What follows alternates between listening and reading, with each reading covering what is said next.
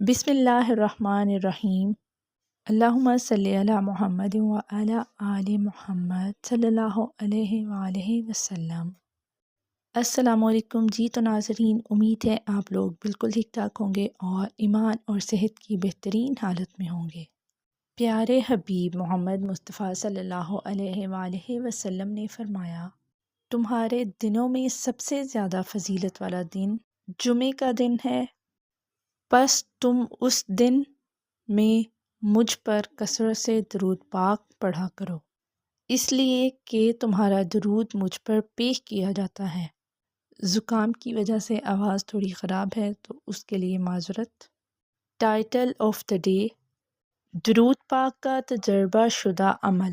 الرسائل اخبار میں ہے کہ جو شخص روزانہ 500 مرتبہ نبی پاک صلی اللہ علیہ وآلہ وسلم پر درود پاک پڑھے وہ کبھی کسی کا محتاج نہیں ہوگا۔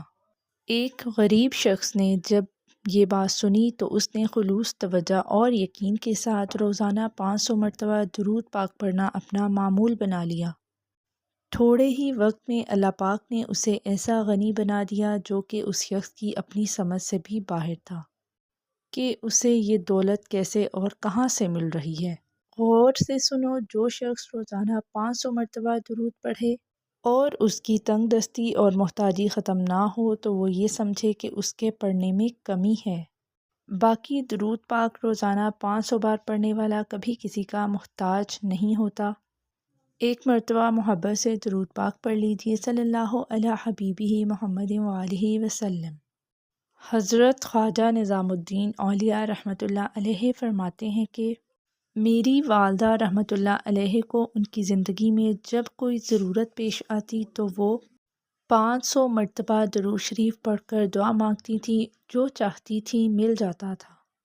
درود پاک ایک ایسا وظیفہ ہے، اگر آپ اس کو اپنی زندگی کا معمول بنا لیتے ہیں تو آپ کی زندگی پرسکون ہو جاتی ہے۔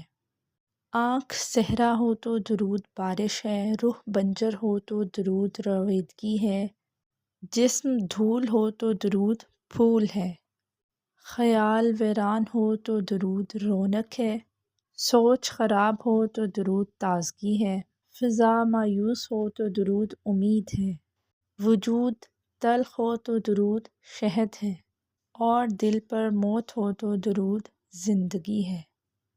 صلی اللہ تعالیٰ علیہ وآلہ وسلم۔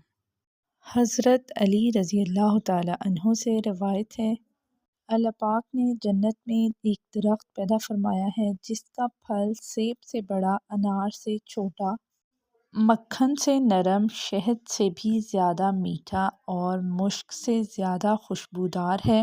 اس کی شاخیں تر موتیوں کی اور تنے سونے کے اور پتے زبرجد کے ہیں۔ اس درخت کا پھل صرف وہی کھا سکے گا جو سرور عالم پر کثرت سے درود پاک پڑھے گا، صلی اللہ علی حبیبہ محمد وآلہ وسلم۔ ایک بات سنتے جاؤ، درود شریف پڑھنے والوں سے مشقت اٹھا لی جاتی ہے۔ یہ ایک ایسے حصار میں آ جاتے ہیں جہاں دست غیب کھل جاتا ہے۔ جو چیزیں عبادتوں ریاضتوں سے بھی نہیں حاصل ہوتی وہ درود شریف کی برکت سے حاصل ہو جاتی ہیں۔ درود شریف صلی اللہ علیہ وآلہ وسلم کے اثرات نسلوں تک وہ رب خود پہنچاتا ہے، اور یہ بڑے راز کی بات ہے۔